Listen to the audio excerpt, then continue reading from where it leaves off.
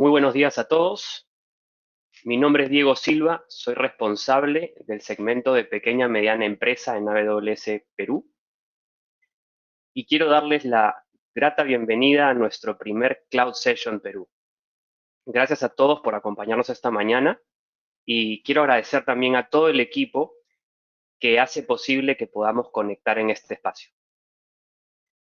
Nos entusiasma mucho el tema que hemos escogido para esta primera edición de Cloud Session, modernización de datos, y si tuviésemos que responder la pregunta de por qué lo elegimos, creo que la respuesta directa sería porque creemos que la data, creemos y observamos que la data es hoy el principal vehículo para conseguir eficiencia e innovación.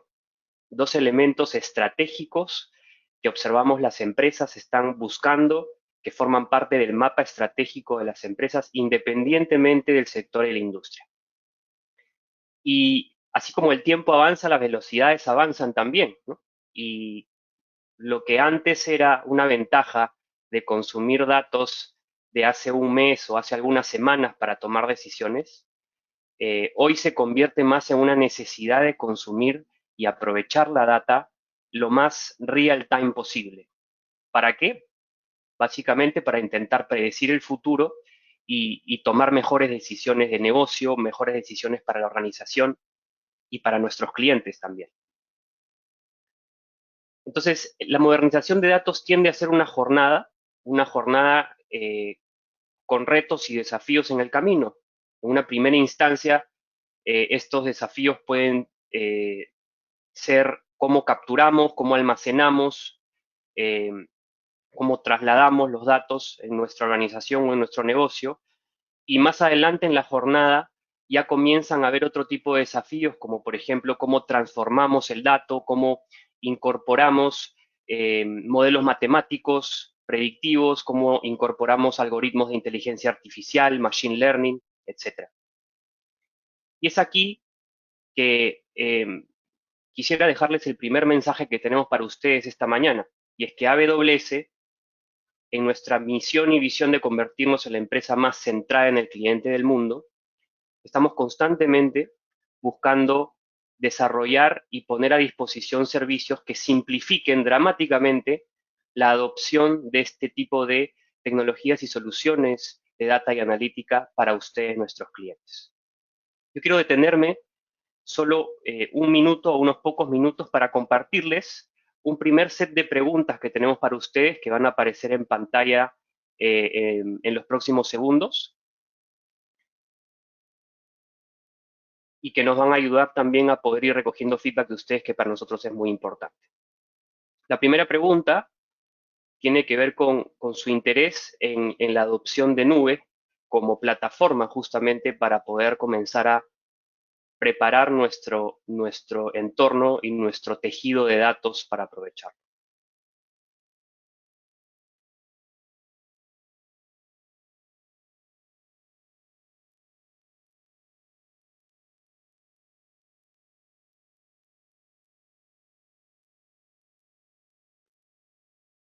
Y mientras damos unos segundos más para que puedan responder, en breve aparecerá también en pantalla la segunda pregunta que queremos compartirles.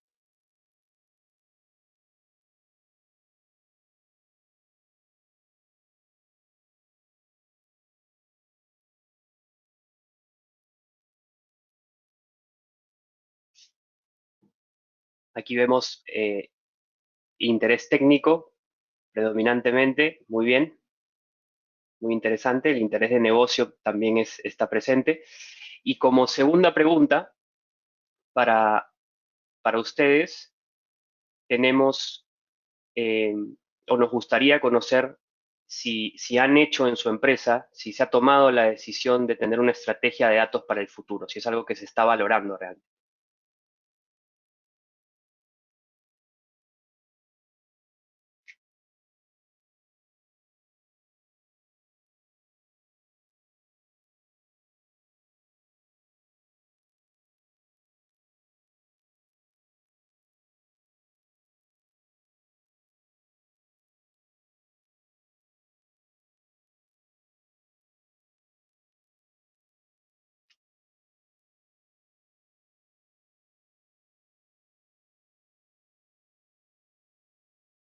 En breve vamos a ver cómo resultó esta segunda pregunta.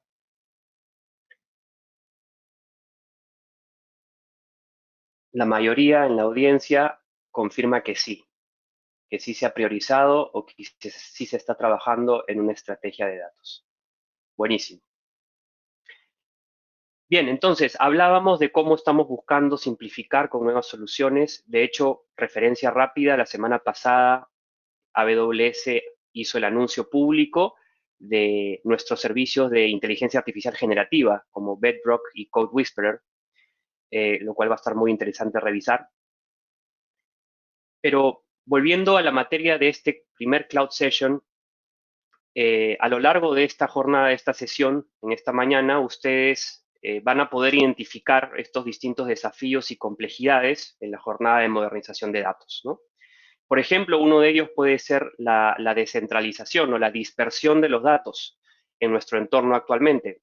Datos que pueden estar ubicados en sistemas ERP o en sistemas CRM, en plataformas corporativas en distintas ubicaciones. Y pudiendo estar hoy volúmenes de gigas, terabytes o petabytes en modelos o en motores de bases de datos transaccionales. Si nos preguntamos, esa forma de almacenarlos y esa es la ideal, es la que necesito hoy para poder consumir estos volúmenes de datos bajo mi estrategia, buscando consumo casi en tiempo real. Probablemente la respuesta sea no. Entonces, la idea con estas presentaciones que les vamos a compartir es que ustedes puedan comenzar a tener esa noción y a comenzar a dibujar estrategias de cómo sobrepasar estos desafíos para construir una estrategia de datos que responda a cómo almaceno, cómo proceso y cómo consumo de manera eficiente estos datos con bajo costo, con alta automatización y alta gobernanza. Sin más, quisiera darle el pase a nuestra primera presentadora esta mañana. Nos acompaña Diana Díaz, especialista en almacenamiento en AWS México, quien nos compartirá información muy valiosa sobre cómo las empresas están priorizando los datos como parte de su estrategia de crecimiento. Bienvenida, Diana. Muchas gracias por acompañarnos. ¿Qué tal, Diego? Muchas gracias. Es un placer estar aquí con todos ustedes. ¿Me confirman, por favor? Gracias. ¿Sí pueden ver mi pantalla?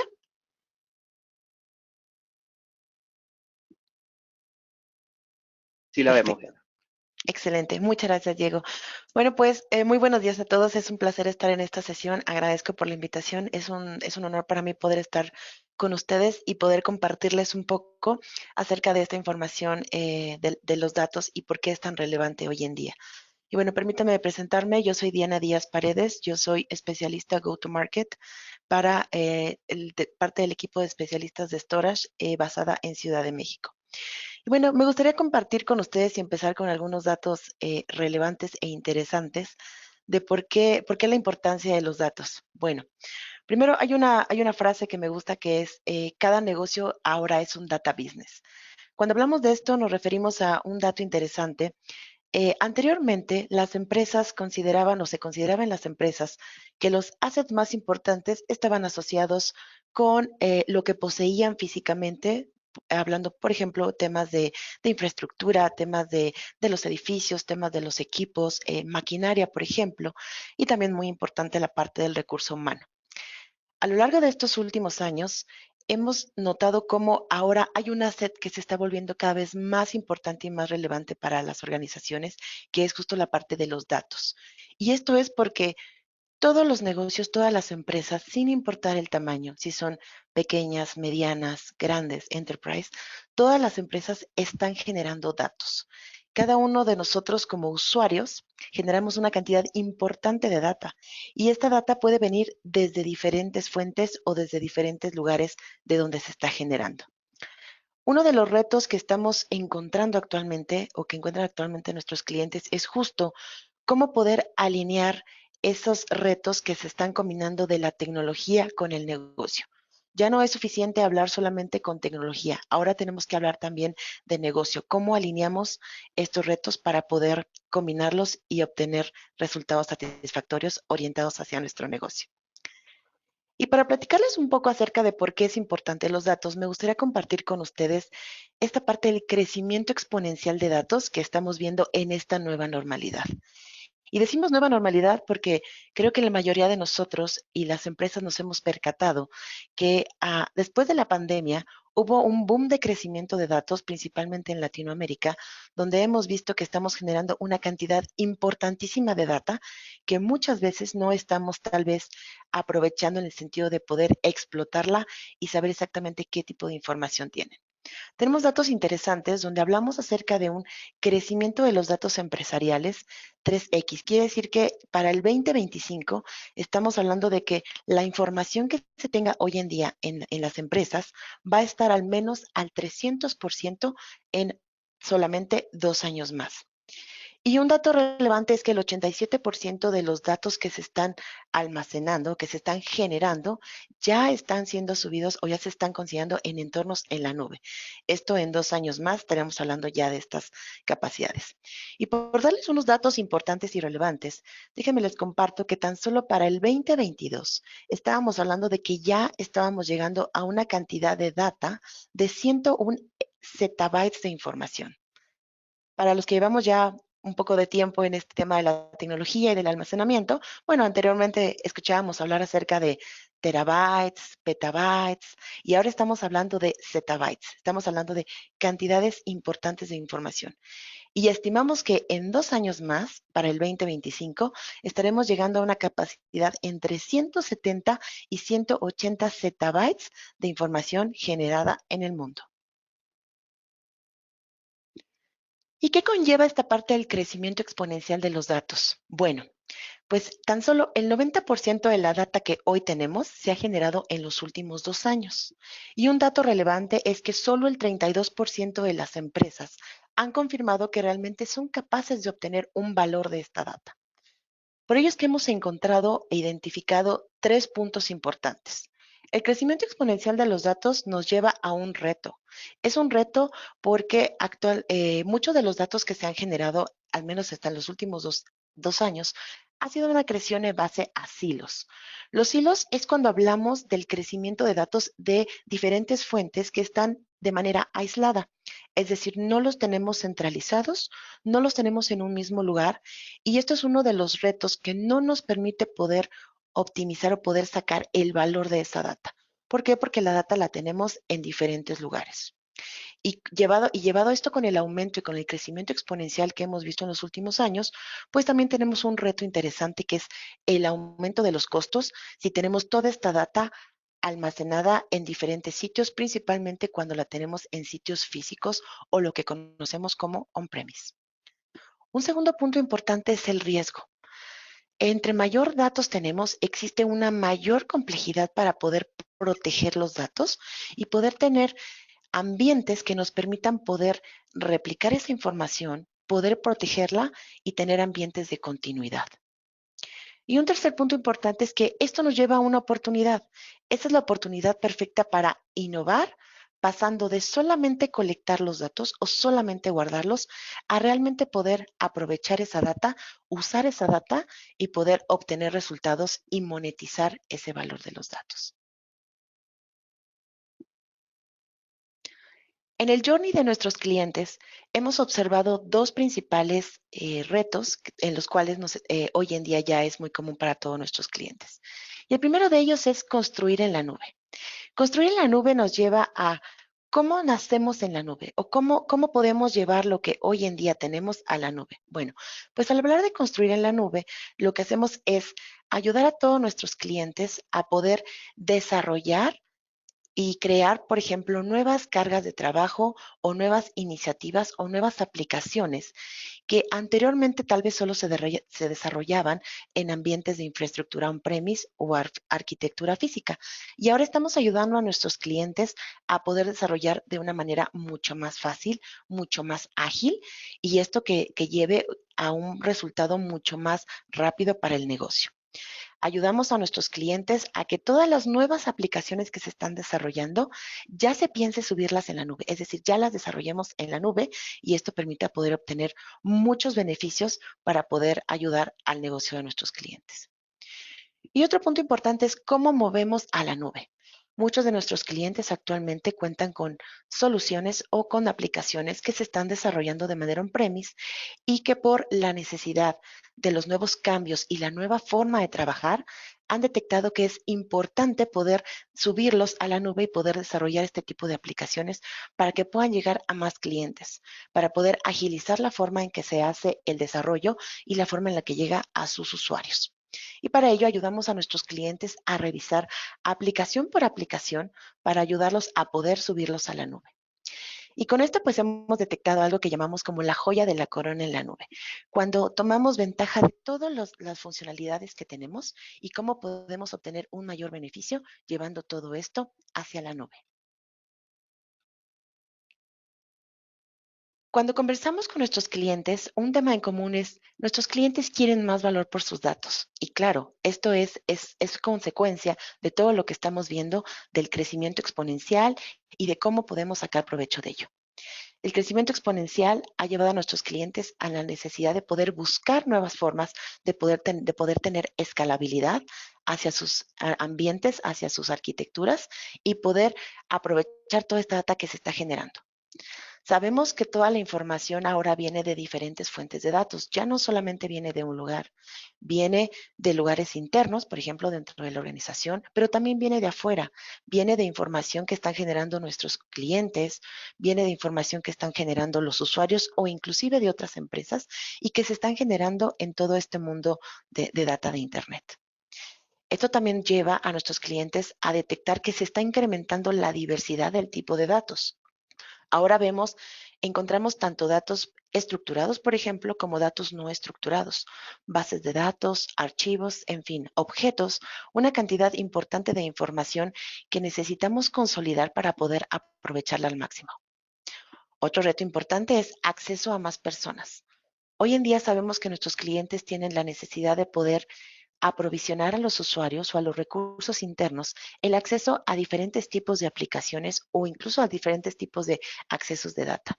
Y esto para poder sacar mayor provecho y poder ayudar a las diferentes áreas del negocio a optimizar la forma en la que trabajan.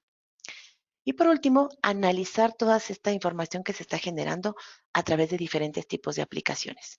Hoy en día vemos a nuestros clientes con retos donde tenemos diferentes tipos de aplicaciones que necesitan acceder a la data para poder analizarla y poder sacar provecho de toda esta información.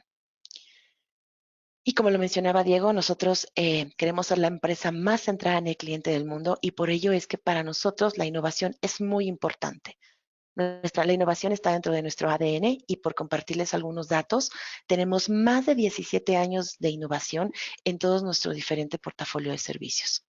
Tan solo el año pasado, en 2022, se lanzaron alrededor de 134 nuevas innovaciones en servicios. Y todo esto orientado para poder ayudar a nuestros clientes y a su negocio. Y es por ello que ahora contamos con un portafolio de almacenamiento bastante robusto, donde podemos ofrecer a nuestros clientes toda la parte de servicios de datos para atender servicios básicos y servicios de movimiento de datos. Pero para no entrar en tanto detalle con este, les voy a compartir un poco más de información respecto a las necesidades del negocio y por qué es que tenemos ahora este amplio portafolio de servicios. Bueno, ya hemos hablado acerca de la importancia de los datos en las empresas y por qué cada vez nuestros clientes buscan nuevas formas de poder optimizar y poder aprovechar y explotar estos datos. Construir una organización basada en datos no es fácil, sin embargo, nosotros podemos ayudarles y sabemos el camino. Primero, los datos son un activo de la organización muy importante, como lo comentaba al principio, y es por ello que es muy importante que podamos sacar provecho de toda esa información que se está generando.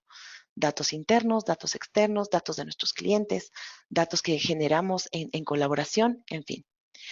Y toda esta información la vamos a poder centralizar en un solo lugar para poder aprovechar a explotar esos datos. Otro punto muy importante es que los datos estén accesibles, pero al mismo tiempo sean seguros. Sabemos que uno de los retos principales es eso, tener toda la información y al mismo tiempo poder protegerla contra diferentes tipos de circunstancias, porque al final es nuestro asset más valioso y más importante. Y un tercer punto es, vamos a poner a trabajar esos datos, ya que los tenemos consolidados, ya que estamos seguros que son accesibles y que están protegidos, ¿cómo podemos hacer para que estos datos trabajen y nos puedan dar ese beneficio que estamos buscando. Vamos a hablar un poquito acerca de los atributos de la arquitectura de datos. Como habíamos mencionado, bueno, tenemos requerimientos orientados hacia poder saber tener protegidos los datos, ponerlos a trabajar y también poder optimizar esos datos y poder utilizarlos cuando y dónde lo necesitemos. Y aquí me gustaría hacer un paréntesis para comentar, ¿y por qué hemos estado hablando de almacenamiento? Bueno, pues justo porque el almacenamiento o el storage es uno de los servicios modulares que nos van a permitir poder hacer todos estos, poder aprovechar estos atributos de las arquitecturas de los datos y poder sacar provecho de toda esa información. Y bueno, tal vez ustedes tengan un poco de inquietud respecto a cada uno de estos puntos, así que vamos a hablar un poquito acerca de ellos y de cómo vamos a poder aprovechar esta información. Los datos siempre están protegidos. Este es un dato muy importante. Entre mayor es la cantidad de información que tenemos, mayor sentimos que es la necesidad de poder proteger estos datos. Y para ello necesitamos servicios de datos que nos permitan gestionar la información, que nos permitan poder protegerla, pero al mismo tiempo que no se bloquee el acceso, que no sea difícil, sino que nos permita poder tener acceso y cumplimiento de las normativas. Sabemos que nuestros clientes tienen diferentes requerimientos y regulaciones que necesitan cumplir y para ello nosotros podemos apoyarlos. Hemos encontrado o identificado tres principales necesidades de nuestros clientes relacionados a los servicios de datos. El primero es la recuperación en caso de borrados accidentales o malintencionados. Esto significa que necesitamos poder contar con una solución que nos permita poder recuperar información en caso de que hayamos tenido alguna pérdida de datos. Porque sabemos que hoy en día tener datos es una tarea muy importante, pero también si la perdemos o si tenemos que recuperar, es una tarea igualmente importante que necesitamos poder realizar de una manera ágil y sencilla. El siguiente punto es el backup. El backup. Hoy en día, cuando platicamos con nuestros clientes, ellos nos dicen y coinciden con la necesidad de poder tener un ambiente de backup y de respaldo para proteger esta información. Esto nos permite poder estar tranquilos de que la información que se está generando está protegida y al mismo tiempo está respaldada. En caso de que por alguna situación llegáramos a tener un incidente o algún dato llegara a faltar, pues entonces podemos nosotros recurrir a un sistema o un ambiente de respaldos para poder recuperar esa información de una manera rápida y ágil. Y otro punto importante es la replicación. Hemos escuchado a nuestros clientes esa necesidad de poder contar con un ambiente de replicación o un disaster recovery para que la información se esté replicando de un sitio de un sitio A, por ejemplo, a un sitio B, y que en caso de que alguno de los sitios llegara a tener un problema técnico o algún problema de caída, por ejemplo, bueno, pues que la replicación simplemente sea un factor importante para que nuestros clientes puedan continuar con el negocio. Esta es una de las ventajas muy importantes que nos da ya hablar acerca de arquitecturas o de soluciones en la nube como AWS, donde nosotros podemos ofrecer estas tres funcionalidades y darle a nuestros clientes la tranquilidad de que estos tres elementos siempre van a ser parte de la seguridad de los datos y que no tienen que preocuparse por ello y no tienen que contar con un equipo tal vez especialista que esté solamente dedicado a esto, sino que las áreas de sistemas se encarguen de poder estar haciendo innovación, poder buscar desarrollar nuevas aplicaciones o mejorar internamente o externamente servicios o aplicaciones que tengan hacia su negocio. Y bueno, cuando hablamos acerca de una solución de backup o solución de respaldos para la protección de datos centralizado, lo que nuestros clientes nos comparten que están buscando es, primero, simplicidad. Simplificar la gestión de las políticas de protección de datos en múltiples servicios. Como lo hemos comentado, es importante poder tener esta seguridad y gestionar políticas de protección, pero al mismo tiempo también que esto no sea tan complejo, que se pueda realizar de una manera simple y amigable para nuestros clientes. Un punto muy importante es el cumplimiento.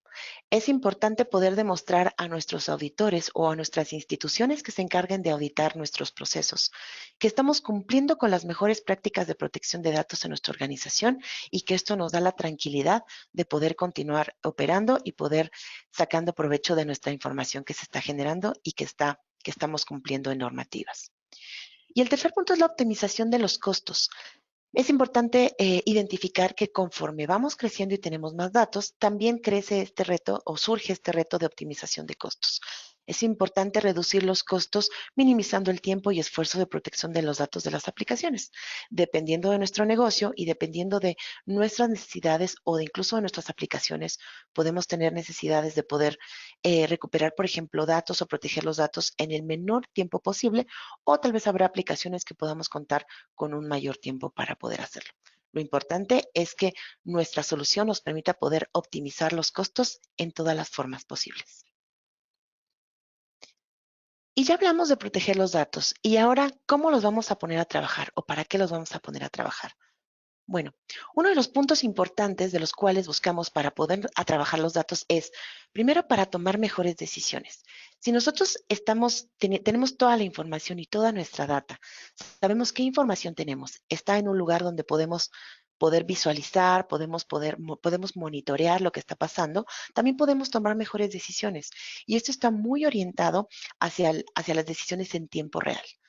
Cuando yo puedo tener visibilidad de mi data y puedo tener información de lo que está pasando en mi empresa o en mi negocio, es mucho más fácil que yo pueda tomar decisiones en tiempo real y pueda cambiar el rumbo para poder mejorar lo que estoy ofreciendo actualmente. Esto me lleva también a poder mejorar la eficacia. Si yo puedo tomar decisiones en tiempo real y puedo hacer que en ese momento algún servicio ofrezca una mejor agilidad a mis usuarios, que pueda ofrecer un mejor servicio, que pueda responder más rápido, esto me está ayudando a ser mucho más eficiente. Respondemos más rápido a nuestros usuarios finales o a nuestros clientes para poder ayudarlos también en sus necesidades, y también al mismo tiempo descubrimos oportunidades. Esto nos lleva a poder saber un poco más acerca de nuestros clientes, poder identificar necesidades, poder identificar qué están buscando y cómo podemos ayudarlos también a ser mejores. Y me gustaría aquí platicar un poquito con ustedes acerca de una de las necesidades que hemos identificado relacionado a cómo ponemos a trabajar los datos. Y esto es lo podemos hacer a través de lo que llamamos los lagos de datos. Aquí ya empezamos a hablar un poquito de nuestros servicios, y para quienes no estén familiarizados o no hayan escuchado antes, uno de nuestros servicios de almacenamiento modular que podemos encontrar en muchos de nuestros clientes es Amazon S3, donde es uno de los mejores sitios o mejores lugares para construir esta parte de los lagos de datos. Y tal vez ustedes se pregunten, ¿y por qué lago de datos? Bueno, hablamos al principio de la conversación la importancia de poder tener la data centralizada, y que con el crecimiento exponencial que estamos viendo, de alguna forma es importante que podamos sacar provecho. Y para ello, pues qué mejor que los lagos de datos.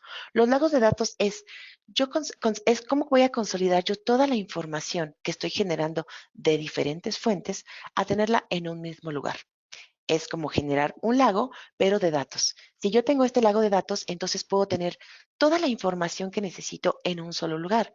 Y esto me da visibilidad, me da mucha más capacidad de poder aprovechar estos datos, poder tomar las decisiones que hemos platicado, poder saber qué tipo de datos tengo, qué información estoy generando, y poder tomar todas esas iniciativas y poder ayudar a explotarlo y poder sacar provecho. Y algo muy importante, monetizar esa data. No solamente dejarlo como datos, como archivos, sino también poder monetizarlo.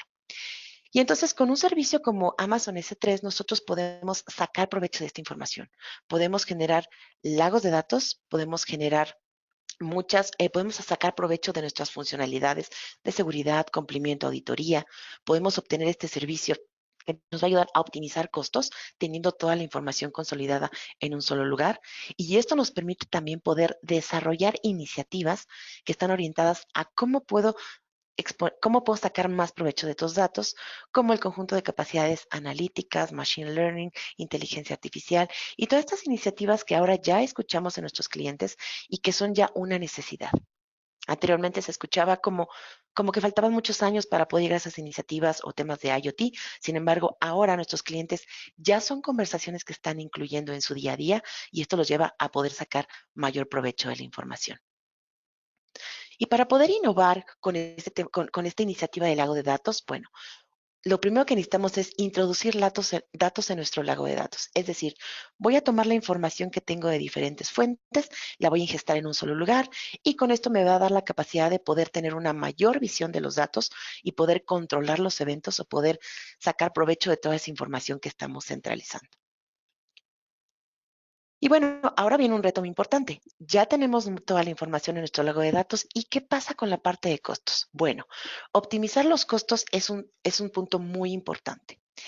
Dependiendo del tipo de dato que tengamos, podemos tener datos que están orientados hacia objetos, como cuando hablamos de cierta información que trabaja con temas de metadata, información que estamos generando en grandes cantidades en Internet y en ciertas aplicaciones, pero también tenemos información de servicios core, como pueden ser nuestras bases de datos. Por ejemplo, normalmente este tipo de información se conoce como bloque. Y también tenemos otro tipo de archivos que es, o de datos que es el archivo, que usualmente son, por ejemplo, todo lo que generan nuestros usuarios o cierto tipo de información que estamos generando de manera individual. El reto que tenemos es que consolidemos estos tres tipos de información en un mismo lugar y podemos empezar a generar esta parte de cómo vamos a optimizar si tengo diferentes tipos de datos. Bueno, un dato relevante que me gustaría compartir con ustedes es que los datos de archivo o los datos que llamamos como el archiving son datos que normalmente no se están utilizando en este momento. Un dato relevante es que hemos identificado que el 80% de los datos que estamos generando y que estamos almacenando realmente no los estamos utilizando o accediendo de manera frecuente. Esto significa, podemos identificar dos tipos de datos. Es como el dato caliente, que es el dato que normalmente necesito estar gestionando de manera constante porque es información que me están requiriendo de manera periódica o de manera más frecuente. Y tengo los datos que empiezo a almacenar para poder justo generar esta parte de los lagos de datos, pero que no estoy frecuentando de una manera tan, tan frecuente, sino que la estoy almacenando. Entonces, este reto nos lleva a poder identificar las diferentes capas de almacenamiento para poder optimizar los costos. Dependiendo de la edad del objeto o de la edad del archivo que yo tengo, yo puedo empezar a identificar patrones que me digan, tal vez este dato no se accede de manera tan frecuente, entonces yo lo voy a empezar a mover a una capa de almacenamiento que en términos de costos me va a optimizar bastante. Esto es, me va a hacer este 80% de mi información, la voy a dejar en este tipo de almacenamiento para optimizar y tal vez el tiempo que necesite para poder hacer una consulta de ese dato o para poder recuperar, por ejemplo, o hacer una consulta de un backup, pues no es tan inmediato. Entonces puedo tenerla en esta capa.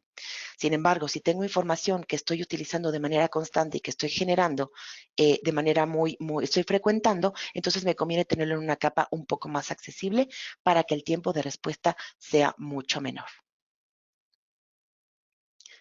Y así como es con la parte de los almacenamientos en tipo objeto, por ejemplo, también podemos realizarlo con almacenamiento tipo file o almacenamiento de tipo bloque, dependiendo de nuestras aplicaciones y nuestras necesidades.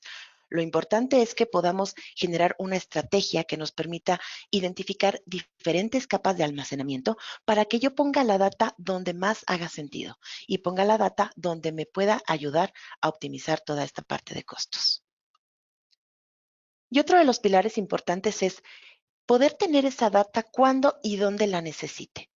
Dependiendo de las necesidades de nuestros clientes y dependiendo de los diferentes tipos de aplicaciones, podemos identificar información o datos que yo tenga de manera online o que los tenga offline. Y esto va asociado con los diferentes requerimientos, ya sea de las aplicaciones, de los anchos de banda o dependiendo de las necesidades que tenga en mi negocio y con los diferentes tipos de aplicaciones. Y para ayudar a nuestros clientes con todas estas necesidades que hemos platicado, es que nosotros les podemos compartir este portafolio con el almacenamiento más adecuado acorde al tipo de dato que requieran nuestros clientes. Este es nuestro portafolio de almacenamiento más completo, el cual está orientado a poder ofrecer necesidades, ya sea para datos tipo objeto, datos tipo bloque o para datos de tipo de archivo. Y bueno, este es un poquito la información que quería compartirles el día de hoy. Agradezco mucho por el tiempo y Diego, pues muchas gracias. Creo que estamos en tiempo. No, al contrario, Diana, muchas gracias a ti por compartirnos esta información. La verdad que impresionante las tendencias, los números que se están viendo y creo que la forma, vamos a decir, correcta de poder comenzar a aprovechar esta oportunidad, creo yo, es mucho lo que seguimos también en nuestra cultura, ¿no? De empezar pequeño y pensar en grande, ¿no? Para comenzar a recorrer Correcto, ese camino. completamente, Oye, Diego. tenemos Esto está buenísimo porque tenemos varias preguntas del público sobre el contenido que nos has compartido. ¿Te parece si revisamos algunas? Claro que sí, adelante, por favor. Perfecto. La primera pregunta, para esto, aprovecho el pequeño paréntesis, animo a toda la audiencia que dejen sus consultas, aquellas que no nos dé la oportunidad de responder aquí en vivo, vamos a poder responderlas a sus correos después del evento. Gracias de antemano por el interés. Y la primera pregunta, Diana, viene de César Germán Ábalos, quien nos consulta, él afirma, ¿no? Los servicios de AWS ofrecen soluciones escalables para la computación y el almacenamiento de base de datos. Coma y pregunta, ¿qué tipo de herramientas ofrece AWS para migrar bases de datos a la nube? Gracias, César. Claro que sí, con mucho gusto. Justo parte del amplio portafolio que tenemos de almacenamiento nos permite poder ofrecer a nuestros clientes servicios para poder hacer movimientos de datos o migración de datos. Y para ello contamos como servicios como AWS Data Sync, como Storage Gateway, como Snow Family, que es parte de la familia de soluciones de almacenamiento, y también de Outpost, que nos ofrecen este tipo de servicios. Como es un portafolio bastante amplio, me gustaría invitar a César a que podamos tener una conversación con él un poco más a detalle, si le parece bien, para poder entender las necesidades. Un punto muy importante, y como lo hemos comentado, tenemos un amplio portafolio de servicios, pero nos interesa mucho poder escuchar a nuestros clientes y poder identificar cada caso de uso, cada necesidad que tengan puntual y poder ofrecerle y poder asesorarlo respecto al servicio ideal acorde a cada requerimiento completamente personalizado, ¿no? A cada caso de uso. Buenísimo. Y aquí tenemos otra consulta, esta vez de Jesús Barbosa, que pregunta si el costo en S3 es por almacenamiento o por el número de consultas que se hagan a este bucket. Gracias. Interesante pregunta, gracias. Es dependiendo de las capas de almacenamiento, cuál sea la capa que estemos utilizando, el costo lo podemos llevar hacia el tipo de acceso.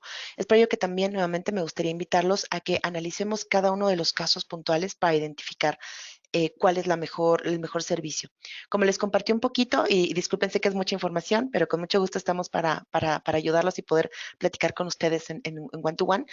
Tenemos diferentes capas de almacenamiento, por ejemplo, tan solo en S3 tenemos capas que están orientadas a poder dar un servicio de acceso frecuente a los datos, dependiendo si es un dato que consideramos como dato caliente o dato frío. Entre más frío se vuelve el dato, es decir, entre menos es el tiempo o la necesidad para poder recuperar el dato o menos es el acceso, menos frecuente que vamos a tener, entonces el costo por almacenamiento es mucho mayor, es decir, tenemos una mayor optimización de costos.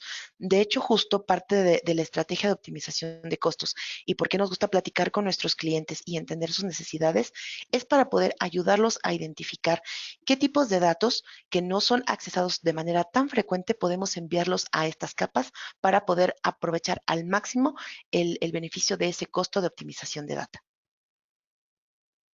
Buenísimo, Diana. Muchas gracias.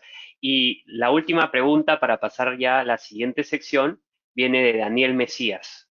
Y él pregunta si para el uso de los servicios de AWS es importante tener un gobierno de datos ya consolidado o si es que nuestros servicios en el camino, cómo apoyan ellos para obtener información, por ejemplo, de un RP que tiene miles de tablas ahí embebidas, ¿no? Claro que sí, gracias por la pregunta. Yo creo que, voy a ser honesta, no sé si soy la mejor persona para contestar esta pregunta. Sin embargo, me gustaría compartirles que, como bien lo mencionó Diego, lo más importante es, nos encanta escuchar a nuestros clientes que ya están empezando con estas iniciativas. Definitivamente, el tema de gobernabilidad de la data es muy importante porque eso ayuda a nuestros clientes a poder tener una mejor visión y una mejor toma de decisiones respecto a los datos que se tienen. Yo los invitaría a que de igual forma se acerquen con nosotros, platiquemos puntualmente sobre cada caso e identificar dónde podemos ayudarlos para poder justo llevar este journey o este camino de nuestros clientes, desde empezar a migrar cierto tipo de aplicaciones o crecer aplicaciones que ya tenemos hacia este camino de lago de datos y llevarlos incluso hacia temas de analítica, big data, inteligencia artificial, machine learning. Buenísimo, Diana. Bueno, nuevamente muchas gracias por acompañarnos esta mañana. De verdad que muy, muy buena información. Eh, Te agradezco y seguimos en contacto pues para poder reunirnos con la audiencia, con los interesados. La verdad que esto estaba buenísimo. Muchas preguntas ahí por responder. Gracias, Claro Diana. que sí. Es un placer. Muchas gracias. Un gusto. No, al contrario. Ahora quiero dar pase a nuestro siguiente expositor. Su nombre es Daniel Soto. Él es Solution Architect para SMB en AWS Perú.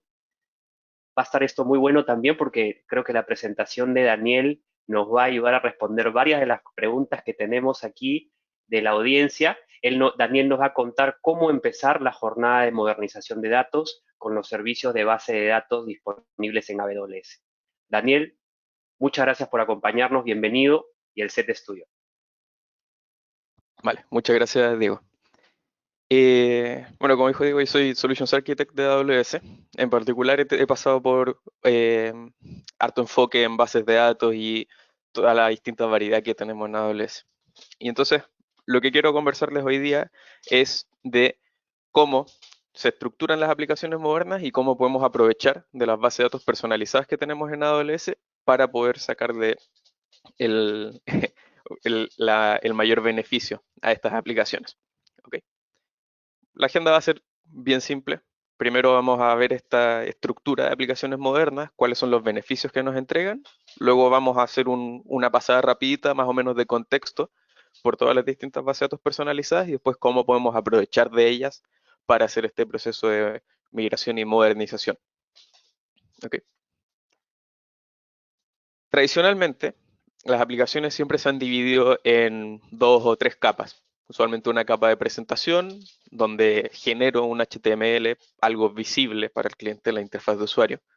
Luego servidores de aplicación que son encargados de tomar todos mis datos y estructurar ciertas reglas de negocio alrededor de ellos para poder generar seguir al final el funcionamiento de la aplicación. Y finalmente, todos estos datos son persistidos en una capa de base de datos, tradicionalmente una base de datos relacional. ¿Ok? Esto con el tiempo ha ido cambiando todo este tipo de arquitecturas y ahora son arquitecturas más desacopladas, divididas en microservicios, usualmente donde hay comunicación entre ellos a través de APIs, eventos o colas, pero ya existe esta división. ¿Y qué es lo que entrega esta segmentación en microservicios de estas aplicaciones? Bueno, al ser más pequeños cada microservicio, permite acelerar los ciclos de desarrollo. Ya no hay tanto impacto al hacer un cambio en una aplicación monolítica grande, cuando puedo hacerlo en un único microservicio eh, autocontenido. Además de esto, cada uno de estos microservicios, como son autocontenidos, si es que uno de ellos falla, los otros pueden manejar sus errores de manera graciada y no se me cae toda la aplicación, sino que puede que alguna parte específica pare de funcionar durante un tiempo y son fáciles de recuperar esos errores debido a que solo reiniciar ese mismo microservicio. Al mismo tiempo, también al ser independientes microservicios unos de otros, podemos escalarlos de manera independiente y tengo un escalamiento más granular de mi aplicación. Si bien en un monolito yo podía escalar agregando más instancias horizontalmente, escalaba todo mi monolito en conjunto. Con microservicios puedo escalar solo ciertas partes de mi aplicación y tener una efectividad de costo mucho más alta versus lo que tendría con una aplicación tradicional monolítica. ¿Okay? Y ahora, desde el punto de vista del desarrollo de estas aplicaciones, hay un cambio importante en base a cuál base de datos voy a utilizar para mi aplicación. Entonces, si es que yo intento definir una regla de vamos a usar para todas las aplicaciones un tipo de base de datos específico, eventualmente va a salir un caso de uso donde hay otro motor de base de datos que es más efectivo para ese tipo de solución. Por ejemplo, casos de uso IoT donde hay una tasa de escrituras muy altas en la base de datos, no suelen acomodarse bien a bases de datos relacionales porque las escrituras no son muy rápidas, tener que validar distintas relaciones entre tablas vuelve más lento el proceso. Entonces, para este tipo de casos de uso, una base de datos como DynamoDB o Cassandra, que las vamos a ver más adelante, son más efectivas debido a que hacen escrituras de manera más rápida por cómo se estructura el almacenamiento por atrás. También, si es que yo, por ejemplo, estoy haciendo un ranking en tiempo real, ese tipo de datos tenerlo persistido en una base de datos relacional o que no sea una base de datos con un tiempo de respuesta muy rápido, me complica la tarea debido a que ahora tengo que incluir esa lógica de ordenamiento en todas mis APIs que respondan a esta tabla de rankings, digámoslo. Y entonces complica la lógica por el lado de los desarrolladores. Elegir la base de datos correcta para la necesidad de una aplicación puede simplificar todos estos problemas y al final continuar este proceso de agilizar el desarrollo de ellas. Ahora, vamos a ver el detalle de cuáles son todos estos tipos de base de datos distintos en AWS. ¿Okay? Primero, hay algo que les quiero comentar y es que todas estas bases de datos tienen algo en común. Todas estas son administradas. ¿Okay? Este es un concepto que se comenta harto alrededor de servicios de AWS, pero en particular alrededor de las bases de datos. Con administrados quiero que entiendan que son bases de datos donde ustedes no tienen que preocuparse de las versiones del software que está instalado, versión del sistema operativo, los parches que hay que aplicar a la base de datos, el cifrado de datos. Ninguna de esas cosas son responsabilidad de ustedes. Es algo que AWS toma como responsabilidad, les ofrece ventanas donde ustedes pueden elegir o no aplicar algún parche. Si les elige a ustedes con un botón, cifrar o mantener no cifrados los datos en la base de datos. Obviamente es mejor mantenerlos cifrados. Y se encarga de cosas como administración de certificados para que todo lo común a las cargas de trabajo no sea otra cosa en la que tengan que pensar. Y solo se pueden preocupar de cómo consultan esta base de datos, cómo optimizan los datos dentro de ellas. ¿Okay? Entonces, vamos a comenzar primero por RDS. ¿Okay? Esta es la base de datos de la que probablemente ya han escuchado o ya han trabajado al menos con bases de datos relacionales. ¿Okay? RDS en particular es un motor de bases de datos relacionales que soporta 6 motores relacionales, valga la redundancia. ¿Okay? De estos son 3 motores abiertos, MySQL, Postgres y MariaDB, y 2 de ellos son motores ya comerciales, SQL Server y Oracle. Hay uno aquí que no mencioné que es Aurora, y es porque próxima slide les voy a comentar más en detalle sobre Aurora. Pero RDS es digámosle, el motor tradicional administrado de bases de datos, debido a que cumple con todos estas componentes que les mencionaba antes de encargarse del software, de los backups, de la seguridad, del cifrado de datos en reposo y en tránsito. Y además tiene un par de componentes extra, como por ejemplo replicación entre varias zonas de disponibilidad para poder tener un proceso de failover si es que algo sucediera en una zona de disponibilidad. Junto a soportar escalamiento sin nada de downtime al lado de almacenamiento y con un escalamiento rápido en el lado de cómputo con un par de minutos de downtime. Okay. Y ahora Aurora. Aurora en particular es un motor que hicimos nosotros en AWS porque vimos que había una falta de necesidad de motores abiertos, digamos, similares a MySQL y PostgreSQL, pero que tuviera todo el rendimiento que se tiene en bases de datos comerciales como SQL Server y Oracle. ¿Okay? Y entonces Aurora lo diseñamos desde cero para hacer un motor de base de datos que aproveche todas las capacidades que entrega la nube. Entonces, ¿cómo se ve esto en la práctica? Aurora, en la capa de almacenamiento de datos, replica toda su data en 6 copias distribuidas en 3 zonas de disponibilidad.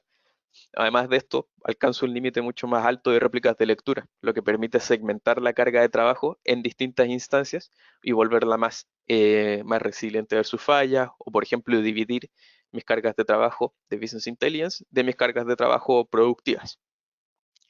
Y además de esto, tiene todas las necesidades o cumple con todas las mismas funcionalidades de RDS base. Totalmente administrado, incluso tiene versiones serverless, donde ya no necesito ni siquiera preocuparme del tipo de instancia que provisiono para esta base de datos, y el servicio simplemente me va a entregar tanto cómputo, almacenamiento y redes como es necesario. Ahora, de acá en adelante, nos pasamos ya a bases de datos no SQL. ¿Okay? Empezamos primero por una base de datos que es más cercana a las bases de datos relacionales, que estas son bases de datos en memoria, también usualmente conocidas como cachés. ¿Okay? Hay 2 servicios en AWS que cumplen o que implementan este tipo de base de datos, que son Elastic Cache y MemoryDB. Aquí pueden ver que los tenemos clasificados por qué tan durables son. Y voy a comenzar explicándoles más o menos cuál es el caso de uso de estas bases de datos. ¿Ok? Estas bases de datos se diferencian por ser mucho más rápidas versus una base de datos tradicional que tenga un almacenamiento en disco.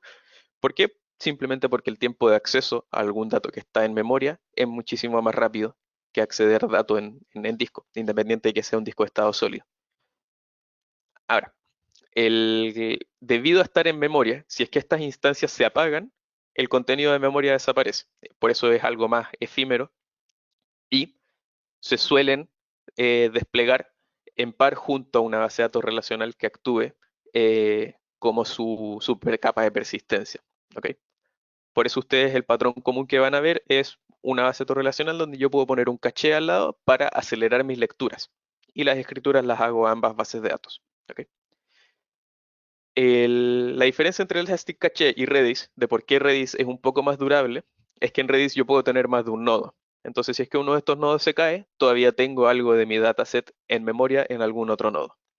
Quizás no el total del dataset que andaba trabajando antes, pero es una caída de la que me puedo recuperar más fácilmente. Hay una base de datos acá en particular en la que quiero hacer enfoque y que es MemoryDB. ¿Ok? Esta es una base de datos desarrollada también en AWS, totalmente compatible con Redis. Y la diferencia que tiene, que la hace más durable que Redis, es que incorpora automáticamente un mecanismo de escritura a un medio más persistente, luego de las escrituras de la base de datos. ¿Ok? Esto lo vuelve totalmente durable y es posible correrla sin otra capa de persistencia más atrás que se asegure de mantener algún registro de todos los datos que tenga en mi caché. ¿Ok? Ahora ya nos empezamos a alejar totalmente de las bases de datos relacionales y empezamos con DynamoDB. DynamoDB es una base de datos no SQL, llave valor, ¿ok? Donde yo le entrego el patrón de acceso, usualmente de entregar una llave y conseguir uno o varios valores relacionados a esa llave. Lo que diferencia en particular a DynamoDB es que es totalmente serverless y que tiene una escala muy alta. Por ejemplo, el año pasado para el Prime Day de Amazon se respondieron hasta 100 millones de consultas de transacciones por segundo. Todo eso con un rendimiento consistente de menos de 10 milisegundos para cada una de estas consultas. Y otro detalle importante que yo he visto que me han preguntado clientes es que hay preocupaciones usualmente con que DynamoDB no calza para algún caso de uso que sí calzaría en una base de datos relacional, porque como es distribuido, son tablas, piensan que no se cumplen las propiedades ACID, pero DynamoDB sí tiene APIs específicas para transacciones, las cuales cumplen todas estas funcionalidades o estas características ACID. Puedo escribir a varias tablas y la transacción solo va a ser confirmada si es que todas las escrituras se ejecutan sin problema de manera consistente. ¿Okay? Finalmente, otro beneficio de DynamoDB es que es muy fácil escalarlo globalmente. ¿Okay? Yo puedo desplegar tablas en distintas regiones de AWS y cada una de estas tablas puede recibir escrituras y lecturas y replica sus cambios a las otras que están en las otras regiones. Obviamente, debido a que la velocidad del alumno es infinita, hay algún tiempo de replicación entre regiones, pero esto se ve reflejado en la práctica con eventual consistencia para las bases de datos, que usualmente no toma más de un segundo. Ahora, DynamoDB, recomendaciones, es para arquitecturas serverless, ya más modernizadas que aprovechen Lambda o Fargate, y cargas de trabajo con alto throughput que necesiten responder muy rápido a consultas. Les da el ejemplo de Prime Day porque DynamoDB suele ser implementado para cosas como carritos de compras, que es un recurso que se modifica mucho y necesita ser altamente disponible para los clientes. Ahora pasamos a DocumentDB, que es una base de datos similar a Aurora en que toma estos mismos conceptos de aprovechar todos los recursos de la nube y lo aplica a bases de datos MongoDB. ¿Okay? DocumentDB es totalmente compatible con MongoDB versión 3.4 y 4.0. Hay algunas APIs que no están implementadas, pero para eso nosotros siempre, si es que tienen alguna que que necesitan y no ven implementadas, nos pueden contactar. Nosotros constantemente identificamos estas APIs que faltan y que son necesarias para nuestros clientes y las intentamos implementar en el servicio. Y el beneficio que tiene de seguir este mismo approach de Aurora es que es muy rápido de escalar. Puedo levantar otra instancia en paralelo que ocupe este mismo volumen virtual, digámosle, compartido entre todas las instancias, y lo utilice para poblar su working set en memoria.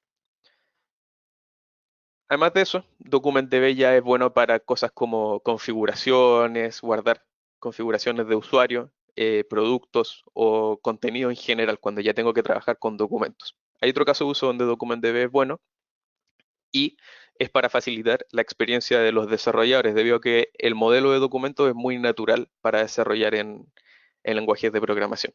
Entonces es algo que puede acelerar el desarrollo de aplicaciones si es que no hay ningún requisito muy concreto por otro tipo de base de datos. Ahora, esta es la última de las bases de datos no SQL que yo le llamaría tradicionales o utilizables para cualquier carga de trabajo, y esta es Keyspaces. Esta es una base de datos compatible con Apache Cassandra y las razones por las que uno iría por esto sería para quedarse con tecnologías open source, poder migrar de aplicaciones Cassandra existentes, si es que yo tengo desarrolladores que ya conocen harto Cassandra Query Language, podría migrar este tipo de base de datos. Y los beneficios que tiene es que también es totalmente serverless, tiene tiempos de respuesta muy rápidos, similar a DynamoDB, y es una tecnología abierta.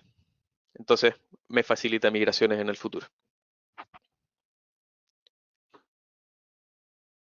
Amazon Neptune y esta base de datos, las siguientes tres, son bases de datos especializadas, ¿okay? Que sirven para cumplir un caso de uso específico muy bien.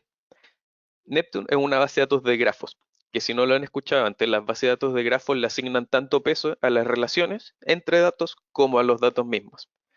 ¿Para qué sirve esto? En general, las bases de datos de grafos se utilizan para análisis de fraude, redes sociales. ¿Y por qué? Porque me permite, por ejemplo, piensen en el caso de una red social o incluso una plataforma de compras, mi perfil de usuario suele ver estas categorías de productos, todos estos productos. Yo puedo buscar usuarios que han visto productos similares y encontrar alguna diferencia para entregarme recomendaciones a mí. Es muy similar para detección de fraude. Yo puedo identificar con cuáles tarjetas de crédito un usuario ha hecho compras, pero lo más interesante es ver con cuántos usuarios han hecho compras con una misma tarjeta de crédito. Con eso yo puedo identificar si es que hay algo, puedo ordenarlas por la cardinalidad de esa relación. Entonces, cuántas relaciones, cuántas personas han comprado con una misma tarjeta de crédito y identificar si es que hay más de 4 o 5 personas que hayan usado la misma, algo como un posible fraude. Es raro que fuera de un grupo familiar se utilice una misma tarjeta de crédito. Em, y esos son los casos comunes de uso para Neptune. Ahora, la siguiente base de datos es TimeStream, que es una base de datos de series de tiempo. Este tipo de base de datos sirve para monitorear métricas a lo largo del tiempo, eh, dispositivos IoT, cosas en tiempo real y poder visualizarlas con tecnologías como Grafana. ¿Okay? Un caso de uso particular de TimeStream es que como la data la almacena en series de tiempo, se acomoda muy fácilmente a hacer forecasting de esas métricas en el futuro. Entonces, con esos datos yo puedo entregárselos a un modelo de Machine Learning para que me entregue predicciones de cómo va a modificarse, cómo va a comportarse esta métrica a lo largo del tiempo. Y ahora está la última base de datos que les voy a comentar, y este es QLDB, o Quantum Ledger Database. Esta es una base de datos de registros, y lo que significa es que utiliza la blockchain para asegurarse de que cada estado siguiente es derivado del anterior. Entonces, si es que hubiese un cambio en el estado anterior, todos los estados adelante se verían modificados, por lo que se vuelve verificable la historia de la base de datos e inmutable. ¿Okay?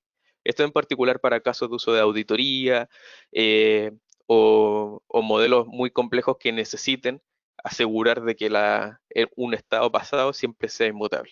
¿Okay? Es también totalmente serverless, igual que Neptune, se me olvidó mencionarlo, y TimeStream. Y se manejan a través de API, estas tres bases de datos. Neptune soporta lenguajes de consulta como SparkQL. Ya, y ahora, fueron hartas bases de datos las que vimos, no espero que se las memoricen todas. Lo que quiero que se lleven un poquitito es que estas bases de datos cada una tiene su caso de uso. Entonces, al momento de desarrollar una aplicación nueva, o como vamos a ver ahora, modernizar una aplicación ya existente, poder tomar estas bases de datos y em, revisar los requerimientos de la aplicación y elegir alguna que calce bien para el caso de uso. ¿Ok? Entonces, ahora pasando un poco a la parte de migración y modernización, cuando uno migra a la nube, ese primer paso de hacer un lift and shift, por ejemplo, si bien me puede llevar a la nube, llevar a un TCO un poquito más bajo, es importante, como decía Dianata, aprovechar todo lo que entrega la nube. Entonces, seguir innovando sobre estos recursos y disminuir el TCO mientras mejoro las capacidades de mi plataforma. Entonces, para eso, ahora les voy a mostrar más o menos un paso a paso alto nivel de cómo uno haría esto a partir de un monolito que acabo de migrar. Entonces, primero, yo ya tengo mi monolito, lo tengo todo en una base de datos relacional. Lo primero que debería hacer es parar de administrar yo mismo esta base de datos y liberar esos recursos para hacer otra modernización en el resto de mi plataforma. Entonces, primero, puedo migrar esa data, ya vamos a ver más adelante cómo se puede migrar, a un servicio como RDS o Aurora. Después de eso, yo puedo identificar en mi base de datos cuáles recursos son frecuentemente consultados e implementar algún caché adecuado, una base de datos en memoria, para esos recursos en específico. No es necesario que lo implemente para toda la base de datos. También, si es que puedo identificar casos de uso con estructuras de datos más complejas, como las que soporta Redis, para implementar estos leaderboards, ordenamiento en tiempo real de mis datos. Después de mover este caché y ya tener la aplicación más optimizada en lecturas, puedo empezar a romper el monolito y tomar distintos microservicios de mi aplicación e identificar qué tipo de base de datos necesita cada uno de estos microservicios. ¿Ok? Entonces aquí, lo que les comentaba antes, si tengo un throughput muy alto, podría usar DynamoDB o Keyspaces. Si tengo que almacenar documentos o quizás alguna parte específica de la aplicación necesita una experiencia un poco más cómoda del desarrollo, puedo usar DocumentDB para ello. Al segmentar estas bases de datos, cada una falla independientemente. Entonces es importante que con esto está mejorando la resiliencia de mi aplicación. Ya no dependo de que esta base de datos central, relacional, se mantenga arriba para todo. Y lo último es identificar los casos de uso especializados que necesite de mi base de datos. Por ejemplo, si tengo un e-commerce, podría ser interesante hacer experimentos con Neptune, ver cómo poder generar recomendaciones a partir de él o identificar fraude. Lo mismo TimeStream para datos IoT, generar y observar métricas en tiempo real. Y QLDB para auditoría, tener un registro, por ejemplo, de quién es dueño de un auto. Es algo común de ver en QLDB. Y ahora lo último, para sacarle todo el beneficio a estos datos, ahora puedo integrarlo todo en un data lake, como mencionaba Diana antes, y empezar a entrenar modelos de Machine Learning a partir de este data lake. Es un paso muy común a continuación. Ahora, rápidamente, para migrar, hay tres caminos usualmente. Yo puedo hacer la migración yo mismo con servicios que los vamos a ver ahora, con DMS y Schema Database Migration Service y Schema Conversion Tool. Puedo también apoyarme en Professional Services y partners de AWS. Y también tenemos programas de inversión como el Database Freedom Program para moverse de base de datos comerciales a base de datos abiertas. Primero les voy a comentar sobre Database Migration Service, que yo lo puedo utilizar para mover mis datos de una base de datos de origen relacional a otra base de datos no necesariamente relacional o incluso el mismo motor. Iniciar estas migraciones es simple, configurarlo. Y un beneficio que tiene Database Migration Service es que puedo hacer la migración sin necesidad de bajar ninguna de las dos bases de datos sin perder disponibilidad en mi aplicación. Los datos se van a replicar en tiempo real y cuando yo esté listo, puedo hacer un periodo de corte donde redirijo, por ejemplo, el DNS de la base de datos de mi aplicación, de la de origen a la de destino. Y con eso ya estoy listo con la migración. Ahora, si se dieron cuenta, les mencioné en un momento, no necesariamente necesita ser el mismo motor de base de datos. Ese tipo de migraciones son migraciones heterogéneas y hay que hacer algún tipo de conversión del esquema, porque no todos los sabores de SQL son compatibles y a veces hay que hacer algunos cambios manuales. Para eso está Schema Conversion Tool. Esta es una herramienta de escritorio, se puede descargar gratis. Y ustedes lo que hacen es que le pueden entregar el Data Definition Language y las consultas que ejecutan a su base de datos. Y lo que va a hacer Schema Conversion Tool es les va a entregar un reporte de compatibilidad entre la base de datos de origen en la que están a la base de datos que quieren migrar. Eso ustedes después lo pueden utilizar para identificar dónde es necesario hacer cambios manuales al esquema, dónde es necesario hacer cambios en el código de mi aplicación para poder ejecutar las consultas correctamente. Y un último detalle es que hacer esos cambios en la aplicación es una tarea muy pesada y puede atrasar bastante una migración. En particular, para migraciones de SQL Server a PostgreSQL está Babelfish para Aurora. ¿Okay? Esta es una capacidad extra sin ningún costo. Y lo que hace, lo pueden pensar como un plugin para Postgres que agrega un motor de traducción entre SQL Server y Postgres. Con esto, el mismo motor Postgres puede recibir consultas que como si fueran escritas para SQL Server y las puede procesar sin necesidad de que yo haya hecho ningún cambio en la aplicación.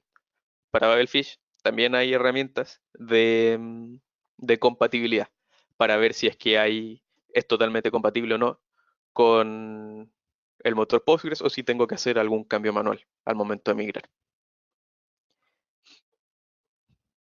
Sé que fue harta información, fueron muchas bases de datos, pero ese es más o menos un paso a paso de cómo yo migraría y modernizaría mis bases de datos en AWS para prepararme para aprovechar esos datos en un data lake. Excelente, Daniel. Oye, muchas gracias por compartirnos esta presentación. Súper interesante, ¿no? La cantidad de opciones y posibilidades que tenemos para los distintos casos de uso. Y de hecho, determinar qué base de datos es la mejor para cada caso de uso puede no ser tan directo, ¿no? Entonces ahí quiero hacer eco de algo que tú dijiste. Eh, Apóyense siéntanse libres de apoyarse en un partner de AWS con competencias en data y en bases de datos de nuestra red de asociados. Y si por ahí no tienen uno identificado, contáctenos directamente para referirles un partner y también para poder tener sesiones de orientación directas con ustedes para ayudarnos con estos casos. Daniel, tenemos algunas preguntas acá, de hecho varias. Parece que ha estado muy, muy interesante. ¿Te parece si revisamos algunas de Sí, ellas? vamos. Perfecto. Aquí Daniel Mesías nos consulta si Amazon Neptune le podría servir para realizar análisis de sentimiento de personas o marcas en redes sociales. Mira, para análisis de sentimiento, Neptune en particular, uno puede hacer muchas cosas con las herramientas que existen.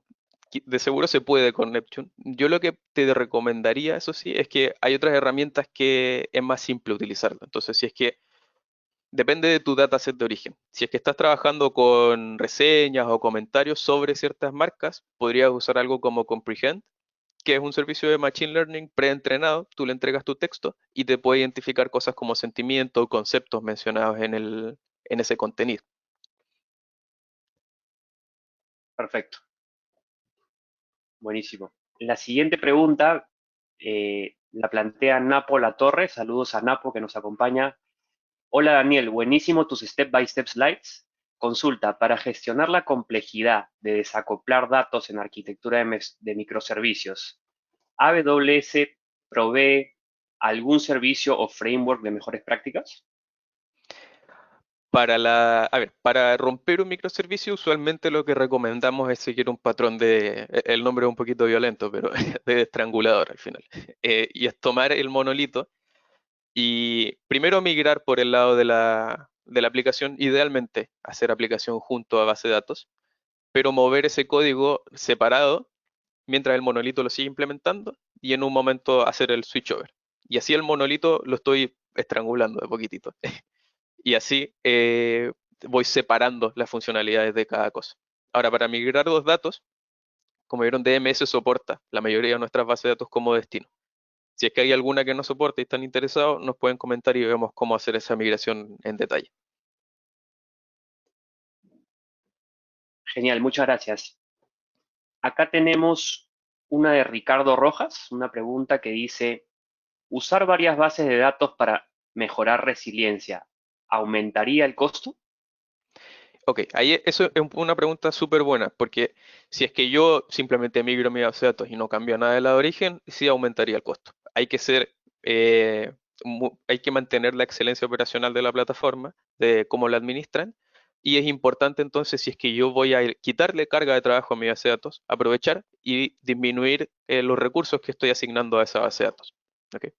Entonces, si es que ya no quité un microservicio completo, quizás puedo pasar a una base de datos más pequeña o disminuir el tamaño de una de mis réplicas de lectura. Es importante estar siempre monitoreando las bases de datos para ver cuándo puedo disminuir los recursos necesarios. Excelente, gracias Daniel.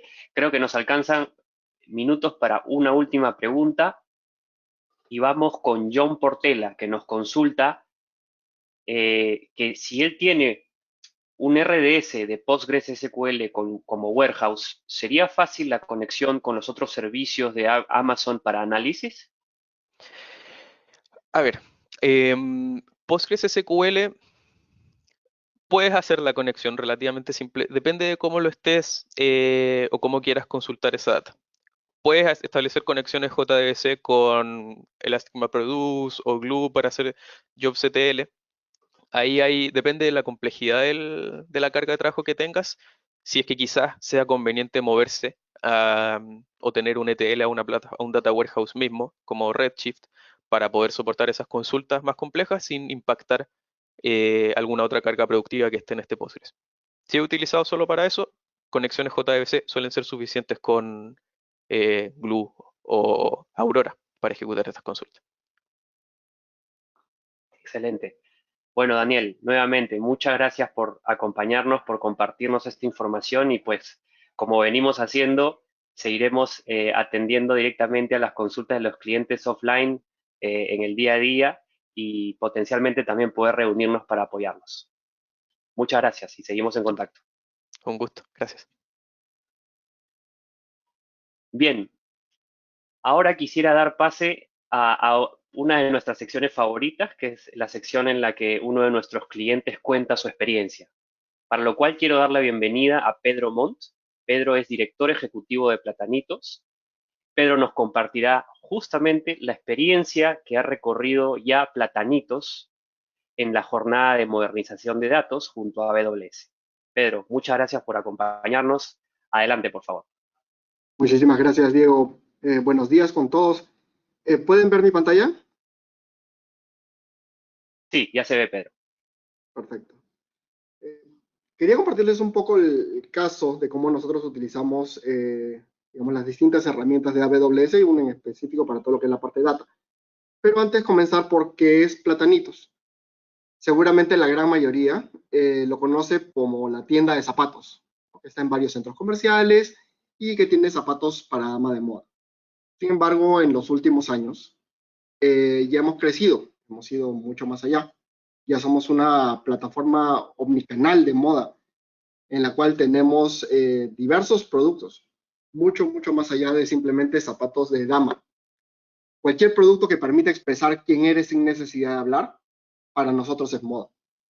Entonces, por ejemplo, acá con este QR pueden simplemente navegar una de las tiendas que tenemos, que es la tienda Flagship, en donde hay varios otros productos mucho más allá de, nuevamente, calzado de damas. Es más, ya contamos con más de 350 marcas en distintas categorías, e incluso categorías tan distintas como lo puede ser insumos para cocina. Entonces ha sido una trayectoria bastante bonita que hemos tenido, ¿no? En la cual hemos hecho distintos experimentos en todo sentido, no solamente en la parte de retail, sino en la parte logística, en la parte tecnológica, incluso utilizando plataformas tridimensionales para poder entender o tener una idea de cómo tener un mejor calzado, un calzado que te pueda quedar sin necesidad de probártelo físicamente. Entonces, para nosotros siempre hemos estado experimentando y AWS ha sido un aliado estratégico excelente que nos permite escalar y poder hacer esto en pequeño primero, ¿no? Como por ejemplo, para todo lo que es la parte de base de datos. Lo que les quería comentar, compartir el día de hoy, es lo que era la parte de estrategia de datos. Y para estas estrategias de datos, nosotros utilizamos una herramienta propia, un software propio de manejo de inventario que se llama Tutati. ¿Por qué lo utilizamos y por qué estamos haciendo una estrategia, digamos, de datos en un retail, ¿no? Un retail que normalmente debería dedicarse a lo que es la parte de moda. Y es que en zapaterías el problema no es la moda, el problema es logístico. Detrás de cada zapato tú tienes 7 tallas. Entonces quizás, por ejemplo, si tú vendes, no sé, vamos a poner cosas fáciles, vendes lapiceros o vendes ropa, la cantidad de tallas que tienes detrás es mínima en ropa. Son 3, 4 tallas máximo. En zapatos son 7. Entonces, cada vez que tú ibas a una tienda platanitos, una tienda de zapatos platanitos, la mitad de las veces no encontrabas su talla. O sea, perdíamos venta simplemente porque no teníamos el modelo disponible para ofrecérselo al cliente. Entonces nosotros dijimos, ya, ok, si la mitad de las veces no tenemos su talla, ¿cómo arreglamos este problema? Bueno, podemos hacer una tienda mucho más grande. Sí, puedes hacer una tienda mucho más grande, pero los costos de alquiler, sobre todo en centros comerciales, son carísimos. Y no era hacerlo, no iba a ser costo eficiente poder hacer esa solución.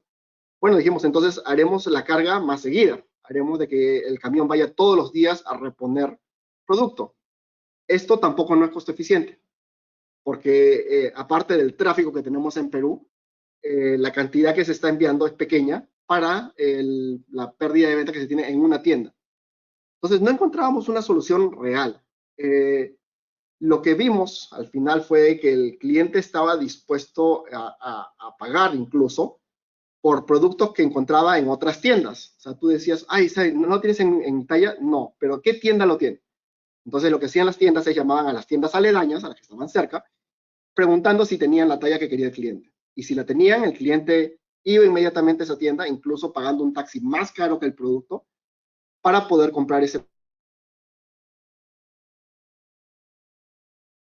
Entonces dijimos, oye, acá hay una oportunidad interesante. El problema que teníamos era que no teníamos precisión de inventario. Entonces, ¿cómo hicimos para poder tener precisión de inventario y saber efectivamente de que lo que dice el sistema que hay en stock en una tienda sea real? Decidimos utilizar una clasificación que se llama LPNs. Es como si fuera un DNI. Estos 2 pares de zapatos que ustedes ven acá, en un mundo tradicional de retail, tienen el mismo código, el mismo SKU. En el mundo de platanitos, estos 2 pares de zapatos, misma talla, mismo modelo, mismo color, tienen códigos distintos, como si fuera un DNI. ¿Eso para qué sirve? O sea, ¿por qué le pones tanta complejidad, burocracia a tu sistema? Es que nos permite tener un historial completo de cada unidad de producto. Por ejemplo, o sea, ambos zapatos se crearon en el mismo tiempo, incluso por la misma persona, Roberto Javier. Sin embargo, la vida, la historia de cada par de zapatos fue distinta. Uno de ellos fue a la tienda de Jesús María y el otro se fue a la tienda de Villa María del Triunfo. Uno fue a un cliente, el otro aún lo tengo en el stock. Entonces, te permite tener trazabilidad completa de un producto. Y nuevamente la pregunta sigue siendo, oye, tienes tanta data, tanta información, ¿para qué? En verdad, ¿cómo la vas a utilizar? Tiene varios beneficios el hecho de tener un código único por cada producto. El primero es trazabilidad. Como ven, yo tengo la historia completa en tiempo real de cada uno de las unidades del producto. Lo segundo es almacenamiento caótico. A partir de que tú tenías un código único, nosotros podíamos ordenar los productos en un almacén en donde hay espacio. Simplemente no teníamos ningún tipo de orden lógico. La máquina sabía en qué ubicación X, Y estaba y en qué pasadizo estaba, pero nosotros podíamos poner el producto en cualquier ubicación. Si se dan cuenta, hay acá códigos de barra, ahora son con QR, que determinan cuál es la ubicación que tiene cada uno. Y nos era muy fácil de ubicar productos. Por ejemplo, si estás buscando una zapatilla Nike, son estas de acá, son las naranjas. Entonces, en vez de que todas las cajas sean naranja y trates de buscar cuál es el producto que estás buscando, pueden ser cualquiera de estas 3 que están acá. Es más, esta también está aquí, sí. Entonces, pueden ser cualquiera de estas 3 y reducimos el tiempo de búsqueda de un producto en un almacén de 5 minutos a 1 minuto. Con lo cual ya de por sí teníamos ahorros en lo que era la parte de tiempos. Lo segundo es en lo que es la parte de almacenamiento. Antes tenías un espacio dedicado a un proveedor y luego lo dividías por el modelo color y finalmente talla. Y, por ejemplo, cuando ya ibas a la mitad de la temporada, ibas quedando espacios en blanco, pero no los podías llenar porque ese era el estante del proveedor X. Ahora, simplemente lo pones donde hay espacio. Y eso lo que genera es una eficiencia del uso de tu almacén. Ahora podemos ponerlo en verdad en cualquier lado y nos es mucho más fácil. Y además nos hemos dado cuenta en tienda que al momento de que tú sacas un zapato, aparte de ser rápido, se optimiza. Porque los zapatos que tienen mayor rotación normalmente están puestos en ubicaciones que están mucho más cerca a la entrada del almacén. Con lo cual eso también hace de que no solamente sea mucho más rápido por poder encontrarlo, sino que está en las ubicaciones más cercanas a donde el cliente quiere su producto. Esto no solamente funciona para zapatos, lo podemos utilizar también para ropa con estos mini espacios, nuevamente es el mismo concepto, XY, pero es mucho más fácil ubicar, por ejemplo, una prenda blanca cuando hay distintas prendas de colores entre todas ellas. Entonces nos dimos cuenta que era mucho más rápido. Aparte, reducimos los tiempos de inventario en almacenes centrales de lo que nos demoraba antes 2-3 días cerrando el almacén, lo hacíamos en tiempo real, sin cerrar el almacén, y nos demoraba 2-3 horas, porque simplemente se hacía un barrido de cada código QR y era muy fácil identificar dónde estaba el producto. La precisión de inventario que teníamos en este tipo de almacén es de 99.92%. O sea, si la máquina te dice que está, no solamente está, sino con 99.2% de precisión, te dice qué ubicación está. Y cada vez que hacemos inventario, cuando hacemos estas pasadas de QR, simplemente escaneando los códigos QR, antes eran códigos de barra, te dice si es que te falta un producto, te dice quién fue la última persona que lo cogió y en qué momento. Entonces tenemos cámaras y podemos ver qué fue lo que pasó con ese producto que se perdió. No para castigar, sino para poder mejorar nuestros procesos. Y a veces nos damos cuenta que simplemente se cayó de una ubicación a otra, o de que simplemente si se perdió, quién fue la última persona que lo cogió. Entonces es bastante útil tener estos códigos QR y únicos por cada unidad de producto. Además, ¿qué te permite? Esto es lo que ve un colaborador de almacén. Tiene toda la información en su mano. Ya no necesita memorizar producto, no necesita saber, inmediatamente puede saber en qué almacén está, y si no lo tienes en ese almacén, ¿cuál es el almacén más cercano? Es más, antes en tienda, tú preguntabas por un par de zapatos y tenías que, primero, tenías que esperar a que el almacenero o que el vendedor vaya al almacén y busque el par de zapatos. Ahora simplemente ves en tu PDA y sabes si es que lo tienes o no, y si no lo tienes, le puedes decir al cliente, mira, mil disculpas, no tengo en tu talla, pero tengo una tienda que lo tiene, que está a menos de 1 hora de acá, y si me esperas, yo te lo traigo. Pero ¿sabes qué? No tengo 1 hora, voy a salir, tengo una reunión con mis amigas en San Borja. No te preocupes, tengo una tienda en San Borja que también lo tiene, si lo pagas ahora, te lo envío a tu reunión y probablemente el zapato llegue antes que tú. Entonces ya no perdíamos esas ventas por fuera de stock.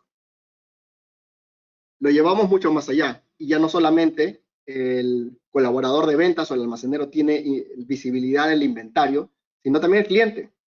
Desde el aplicativo o desde la web, simplemente puede ver el stock disponible que se tiene en cualquiera de las tiendas. Y si no lo tiene, puede ubicar cuál es la tienda más cercana que sí lo tiene.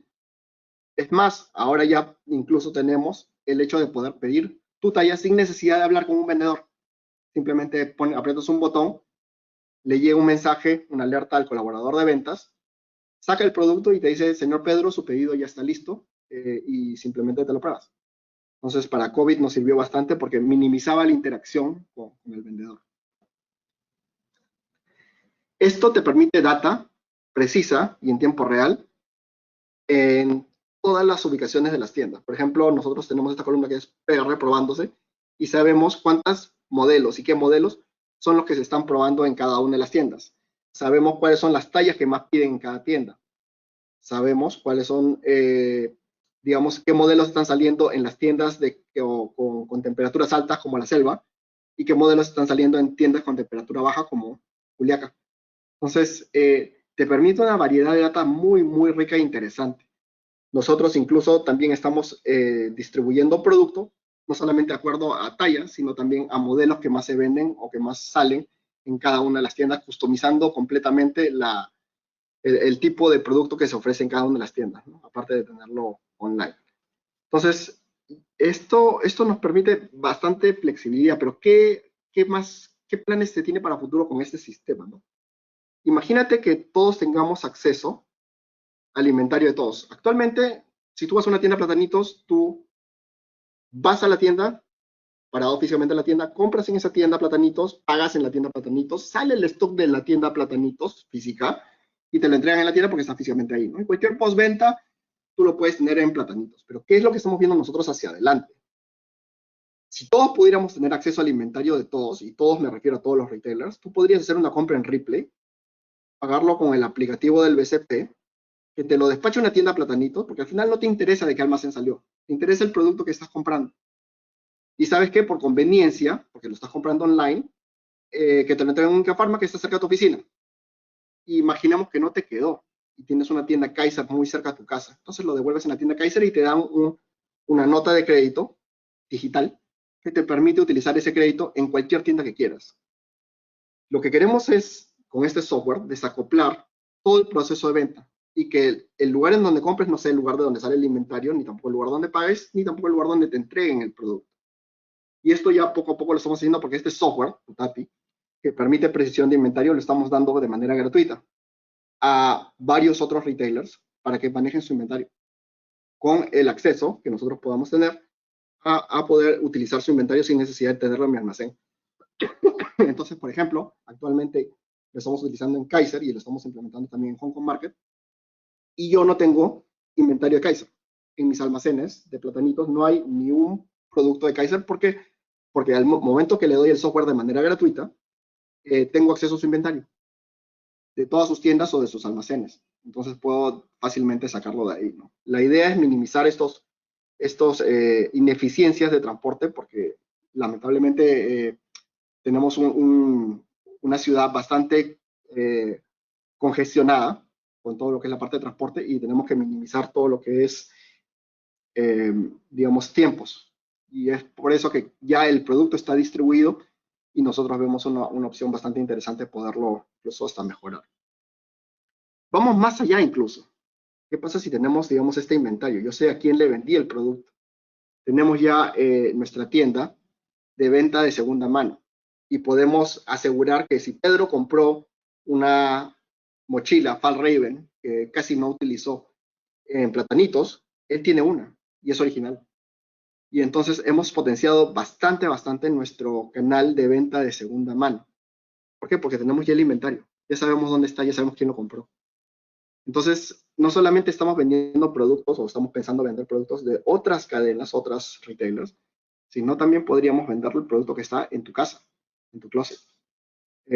Y esto abre un mundo de posibilidades. Con eso, justamente tengo los 15 minutos que me habían dado. Muchas gracias. Pedro, muchas gracias a ti. La verdad es que muy potente el camino que han venido recorriendo, las decisiones que han tomado, siempre pensando en cómo mejorar la experiencia de sus clientes con platanitos, ¿no? Y lo que creo que puede ser interesante para la audiencia es que algunas de esas decisiones puede a simple vista o de antemano parecer caóticas, ¿no? Por ejemplo, el tema de los LPNs, es decir, estructurar y aprovechar el dato del ciclo logístico completo de una unidad de calzado. ¿Qué impacto generó esa decisión y esa estrategia en su negocio y en su organización? Fue un cambio de manera de pensar drástico, muy fuerte. Quien inició este proyecto fue mi hermano Alex. Y yo recuerdo que cuando lo inició y dijo, vamos a cambiar todo este sistema a modelo caótico, LPNs, y se va a manejar así. Nosotros manejábamos en ese momento el sistema tradicional, que era por proveedor, modelo color, y SKUs tradicionales, que era el SKU por cada talla. Cuando lo empezó le dijimos, ya, ok, pruébalo en la página web, que es el área en donde tú estás manejando, y tienen un espacio de almacén, ¿no? Lo que pasó fue que su espacio de almacén, dentro del almacén central, fue creciendo. Al principio, de manera bastante desordenada, o sea, tenía un espacio y a veces se perdían productos porque entraba, digamos, personas que tenían que buscar productos para surtir tiendas y lo jalaban del almacén de web, ¿no? Lo que hicieron fue físicamente separar con una reja lo que era la parte del almacén de web para que no puedan jalar el producto de otras tiendas. Esa reja, yo me acuerdo vívidamente, fue creciendo, poco a poco hasta llegar a cubrir la mitad del almacén y luego le dimos su propio espacio. Sin embargo, el almacenamiento caótico, la idea no estaba comprada por más que iba creciendo como mercado. Llegó el punto en el cual cuando se implementó en tiendas, implementamos primero en tiendas pequeñas, lo hicimos de manera lenta, pero fue adrede, porque no estábamos 100% seguros si iba a funcionar, pero cada vez que hacían la prueba en pequeño, en una tienda, 2 tiendas, 3 tiendas, veíamos el incremento de ventas directo. Y ya llegando a noviembre, cuando ya íbamos a implementar las tiendas de Lima grandes, las tiendas, digamos, ya más fuertes de venta, dijimos, pero esperemos al siguiente año porque estamos en noviembre, viene campaña navideña, que es la más fuerte para todos los retailers. Y dijo, no, vamos a implementarla ahora. Hubieron varias decisiones y contradecisiones. Hacer cambios drásticos es difícil, pero mientras que lo podamos hacer en pequeño y hacer pruebas, es la manera más fácil de hacerlo. Yo creo que es así como nos funcionó. Buenísimo. Buenísimo, esto es directamente un eco de lo que dijimos con Diana al inicio, ¿no? Comienza pequeño, piensa en grande, itera rápido, ¿no? Eso es algo que vivimos nosotros también en Amazon, muy interesante. ¿Y cómo percibiste que fue la curva de adaptación de la organización en Platanitos, de los equipos, de las personas, a estas nuevas tecnologías y estos ajustes en los procesos para dar este salto? Justo le hacen el clavo, Diego. La parte más difícil de cualquier implementación es la persona. Y es que estamos acostumbrados a hacer las cosas de una manera y nos es difícil cambiarla por más de que, digamos, pueda ser más fácil. Pero hay que tener esa apertura en mente. Específicamente el equipo de ventas, o sea, tuvimos un éxodo, personas que se iban de nuestro equipo de ventas porque no se acostumbraban a la manera como trabajaban. Personas nuevas que ingresaban a trabajar en ventas no tenían problema, les era muy fácil, porque no tenían que memorizar el almacén. Las personas antiguas como que sí tuvieron problemas. Sin embargo, cuando vieron de que sus ventas incrementaban, porque ya no perdían ventas por fuera de stock, y podían utilizar el stock de tiendas que tenían almacenes mucho más grandes, fue ahí donde nos compraron la idea y se dieron cuenta de que había un beneficio real en sus bolsillos para poder utilizar el nuevo método. Interesantísimo, la verdad que sí. Bueno, Pedro, agradecerte nuevamente por acompañarnos. Nosotros en AWS muy entusiasmados por acompañar a Platanitos a seguir logrando esas eficiencias, esa innovación y mejorando la experiencia de sus clientes. Muchas gracias, de verdad, por tu presentación. Perfecto, muchísimas gracias a todos. Perfecto. Bueno, para toda la audiencia tenemos una pregunta más de encuesta que está por aparecer en los próximos segundos en pantalla para poder cerrar ese ciclo de preguntas y llevarnos feedback valioso de la sesión.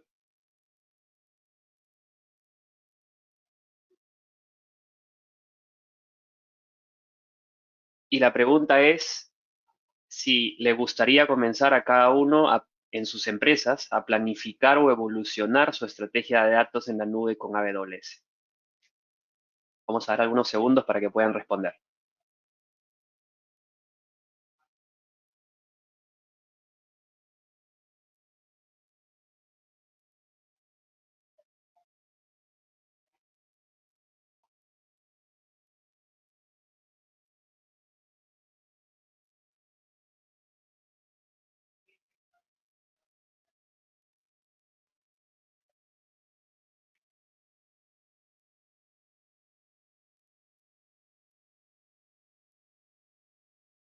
Vamos a ver si ya podemos ver las respuestas en breve.